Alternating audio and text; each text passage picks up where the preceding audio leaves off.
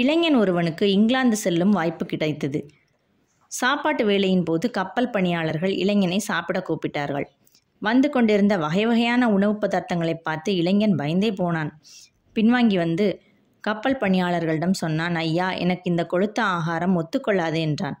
மற்றவர்கள் மிகுந்த மனதோடு தயாரிக்கப்பட்டிருந்த முழு கோழியை விழுங்கி கொண்டிருந்தார்கள். வாலிபனோ 3 முறுக்கை கடித்து பச்சை தண்ணீரை குடித்து பெருமூச்சு விட்டான். நமக்கு இப்படி கொடுத்து வைக்கவில்லையே என்று ஏங்கினான். இங்கிலாந்து வந்தபோது பணியாளர்களில் ஒருவன் அவனை பார்த்து சொன்னார், சகோதரனே, உன் கப்பல் டிக்கெட்டின் பின்புறம் என்ன எழுதியிருக்கு என்று படித்து பார்த்தாயா? கப்பலில் பயணம் செய்யும் அனைத்து நாட்களுக்கும் உரிய உணவு கட்டணம் வாங்கப்பட்டுள்ளது. எனவே கப்பலில் சாப்பாடு இலவசம் என்றார். இந்திய இளைஞன் அடிவயிற்றை பிடித்து கொண்டு, இதை முன்பே சொல்லியிருக்க கூடாதா என்று கூறி மனம் மிக நொந்தான். இயேசு கிறிஸ்து தம் இரத்தத்தினால் சம்பாதித்து தந்திருக்கிற ரட்சிப்பு இலவசம் என்பதை நம்மில் அநேகர் புரிந்து கொள்கிறதே இல்லை. தங்களை தாங்களே கெடுத்து கொள்ளும் தற்கொலை படையினர் நாட்டில் ஏராளம் உள்ளனர். நீ உனக்கு கெடுதி ஒன்றும் செய்து கொள்ளாதே.